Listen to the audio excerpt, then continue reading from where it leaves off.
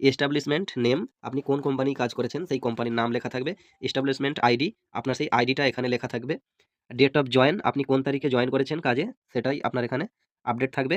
যেমন এই যে এটা ডেট অফ জয়েন, আর এই যে ডেট অফ এক্সিট, আপনি কোন তারিখে কাজ এখানে শেষ করেছেন, আপনি কোম্পানি যে ছেড়ে এসেছেন সেইটা ক তারিখে কাজটা ছেড়েছেন এখানে লেখা থাকবে এক্সিট ডেট। এরপরে আপনি কিন্তু পিএফ এর সেটেলমেন্টটা আপনারা নিজে থেকে তখন অনলাইনে কিন্তু করতে পারবেন।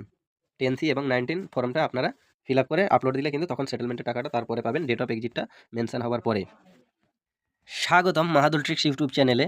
আজকের ভিডিওতে আমরা দেখাবো ইপিএফওর সম্বন্ধে। আপনি যদি কোম্পানিতে কাজ করে থাকেন, ইপিএফও কি সেটা আপনারা জানেন। ইপিএফও হলো এমপ্লয়ি প্রভিডেন্ট ফান্ড অর্গানাইজেশন। তো এখানে আপনারা যারা রিজাইন দিয়েছেন বা কাজ অনেক দিন আগে ছেড়ে দিয়েছেন, তো আপনাদের যে এক্সিট ডেটটা কীভাবে চেক করবেন সেটাই আজকে দেখাবো। অর্থাৎ এক্সিট ডেট যে স্ট্যাটাসটা সেটা কিন্তু আপনারা দেখতে পাবেন। তো কিভাবে দেখবেন, তো চলুন শুরু করা যাক। তো প্রথমে আপনারা আপনাদের একটি ব্রাউজার ওপেন করবেন মোবাইল থেকে। তো আমি ব্রাউজার ওপেন করেছি, আমি ক্রোম ব্রাউজার ওপেন করেছি। আপনারা চাইলে যে কোনো ব্রাউজার ওপেন করতে পারেন। তো এখানে আপনারা টাইপ করবেন ইপিএফও।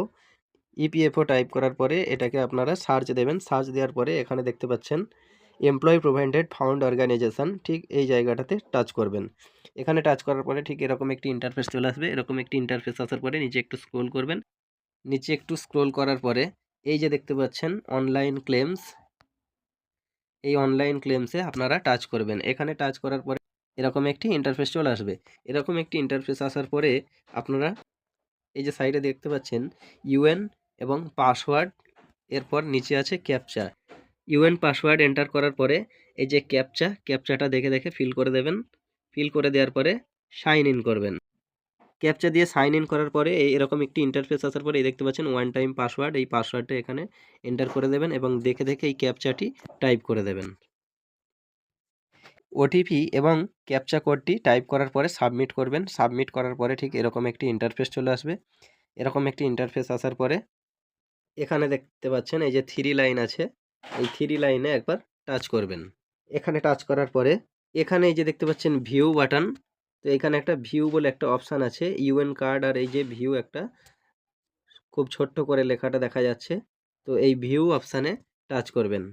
ভিউ অপশান টাচ করার পরে এই যে সার্ভিস হিস্টোরি, এই সার্ভিস হিস্টোরিতে টাচ করবেন। সার্ভিস হিস্টোরিতে টাচ করার পরে একটু সার্চ হবে। নেটওয়ার্ক ফাস্ট থাকলে সেটা তাড়াতাড়ি হতে পারে, তবে নেটওয়ার্ক স্লো কারণে একটু সার্চ হওয়ার পরে ঠিক এরকম একটি ইন্টারফেস চলে আসবে। তো এরকম একটি ইন্টারফেস আসার পর এখানে দেখতে পাচ্ছেন এখানে সিরিয়াল নাম্বার থাকবে 1 2, আপনার যে কটা খাতা সেই খাতা থাকবে। অন্যান্য কোম্পানিতে যদি কাজ করে থাকেন 1 2 3 4 এরকম সিরিয়াল নাম্বার থাকবে এবং তার সঙ্গে এই মেম্বার আইডি থাকবে। এস্টাবলিশমেন্ট নেম, আপনি কোন কোম্পানি কাজ করেছেন সেই কোম্পানির নাম লেখা থাকবে। এস্টাবলিশমেন্ট আইডি, আপনার সেই আইডিটা এখানে লেখা থাকবে। ডেট অফ জয়েন, আপনি কোন তারিখে জয়েন করেছেন কাজে সেটাই আপনার এখানে আপডেট থাকবে। যেমন এই যে এটা ডেট অফ জয়েন, আর এই যে ডেট অফ এক্সিট, আপনি কোন তারিখে কাজ এখানে শেষ করেছেন, আপনি কোম্পানি যে ছেড়ে এসছেন সেইটা ক তারিখে কাজটা ছেড়েছেন এখানে লেখা থাকবে এক্সিট ডেট। এরপরে আপনি কিন্তু পিএফের সেটেলমেন্টটা আপনারা নিজে থেকে তখন অনলাইনে কিন্তু করতে পারবেন। 10C এবং 19 ফর্মটা আপনারা ফিল আপ করে আপলোড দিলে কিন্তু তখন সেটেলমেন্টের টাকাটা তারপরে পাবেন, ডেট অফ এক্সিটটা মেনশন হওয়ার পরে। তো আজকের ভিডিও এই পর্যন্ত। পরবর্তী ভিডিওতে আবার দেখা হবে ইপিএফও সম্বন্ধে। পিএফের কোনো নাম ভুল থাকলে, বাবার নাম ভুল থাকলে, date of birth, date of exit এসব কিছু ভুল থাকলে সেসব নিয়ে ভিডিওতে আবারও আলোচনা করব এবং সেটিকে স্টেপ বাই স্টেপ দেখাবো। পরবর্তী ভিডিওর জন্য সাবস্ক্রাইব করে বেল আইকনটি অন করে দেবেন। পিএফ সম্বন্ধে ভিডিও আপলোড দিলে আপনার কাছে নোটিফিকেশান চলে যাবে এবং আপনি ভিডিওটি সঙ্গে সঙ্গে দেখতে পাবেন। দেখা হবে পরবর্তী ভিডিওতে। ধন্যবাদ।